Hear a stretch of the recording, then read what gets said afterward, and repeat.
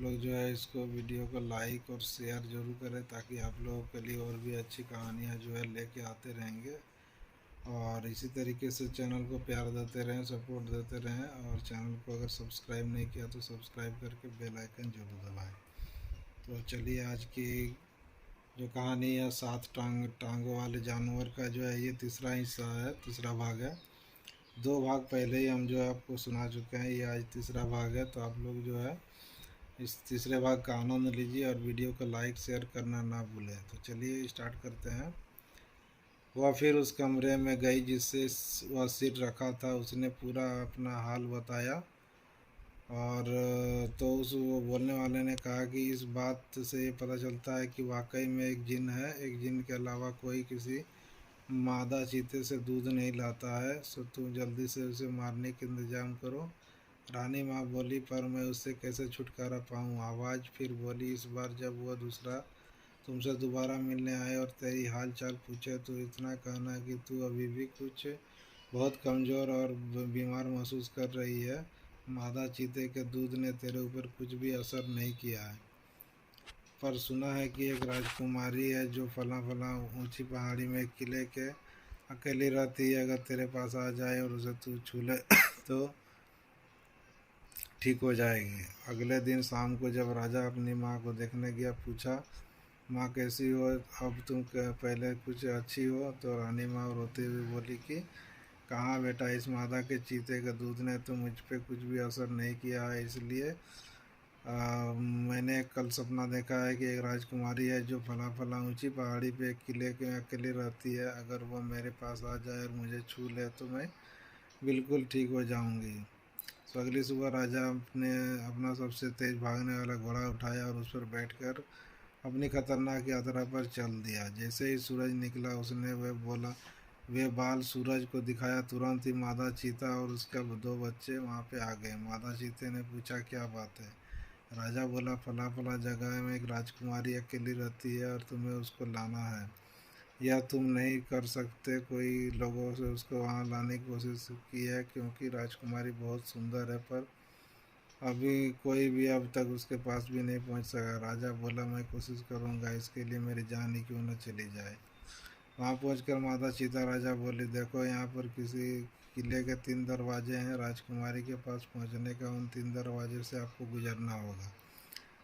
पहला दरवाजे के पास बहुत बड़ा लोहे का टुकड़ा रखा है। एक लकड़ी की कुल्हाड़ी, इसे तोड़ना है, नहीं तो तभी जो है, नहीं तो दरवाज़ा नहीं खुलेगा। दूसरे दरवाजे के पास एक नकली गाय खड़ी है जिसके चारों तरफ असली जिन खड़े हैं। अगर कोई भी आदमी उस गाय को दूध सकता है और उसको दरवाजे में होकर जा सकता है। अगर वो नहीं दूध पाता है तो जो जिन लोग उसको मार देंगे।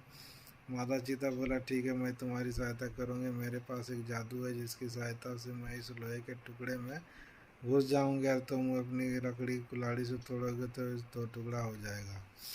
तभी माता चीता के 2 बच्चे में से एक बच्चा बोला, मैं उस गाय की मूर्ति में घुस जाऊंगा और उसको दूध देने पर मजबूर कर दूंगा, और उसके पास खड़े जिन को तुम दूध दूर रहोगे तो तुमसे दूर रहने में सहायता करूंगा। इस तरह से तुम्हारे दरवाजा से निकल जाओगे। इसके बाद मादा चीते के बच्चे ने कहा, और मैं राजकुमारी की आंखों में अपना जादू डाल दूंगा, जिससे वह तुम्हारी तरफ देखेगी तो तुमको सूरज की तरफ से चमकीला पाएगी। सो वह तुमको देखते ही वह अपना तीसरा दरवाज़ा खोल देगी और फिर जो तुम कहोगे वही करेगी। उन तीनों ने अपने अपने वायदे वफादारी से निभाए। इस तरह से राजा तीसरा दरवाज़ा पार पहुंच गया। राजकुमारी ने जैसे ही उसे को देखा तो उसकी बहादुरी और सुंदरता से प्रभावित हुई। उसने राजा से अपने साथ शादी करने के लिए कहा। मादा चीता और उसके दोनों बच्चे अपनी मान में लौट गए। कुछ दिन बाद ही राजकुमारी को लेकर वह राजमहल पहुंचा और जाकर माँ से बोला, माँ, उस जगह को जाने वाला रास्ता बहुत खतरनाक था। मैं तो रास्ते में ही मर जाता, मगर मादा चीता और उसके 2 बच्चों ने मेरी सहायता न की होती। भगवान को धन्यवाद दो कि मैं सही सलामत वापस आ गया।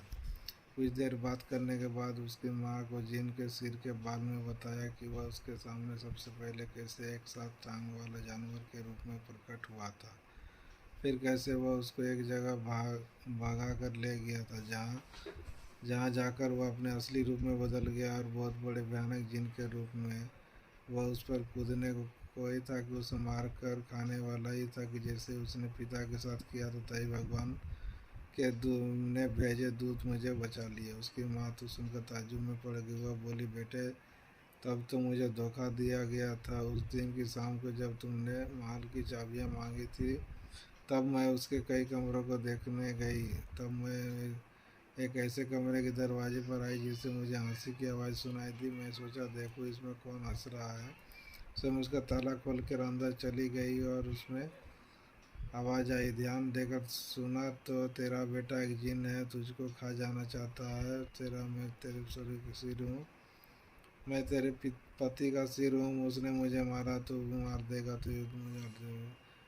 बेटे मैंने इस बात पर विश्वास कर लिया और उसकी सलाह पर मैंने इस आशा में तुझे मादा चीते का दूध लाने भेजा कि वह मुझे तुझे मार देगी। पर जब तुम मादा चीते से बचकर आ गया फिर मैंने उसी सिर की सलाह पर राजकुमारी को लाने भेजा। मैं जानती थी कि वहाँ का रास्ता खतरों से भरा है, फिर भी भगवान तेरा साथ था। उसी ने तुझे जो है देवदूत के पास भेजकर तुझे रास्ता दिखाया और उसने मादा चीते के रूप में तेरी सहायता की है। भगवान लाख लाख धन्यवाद कहकर उसने अपने बेटे को गले से लगा लिया और बहुत जोर से रो पड़ी। इस घटनाओं के कुछ दिन बाद ही राजा और राजकुमारी की शादी हो गई और सब लोग शांति से बहुत दिनों तक खुशहाली में रहे। तो दोस्तों ये था आज का कहानी कैसा लगा जरूर बताएं। साथ ही वीडियो को लाइक और शेयर जरूर करें और इसी तरीके से हमारे चैनल को सपोर्ट करते रहें। मिलते हैं नए वीडियो के नए कहानी के साथ, तब तक।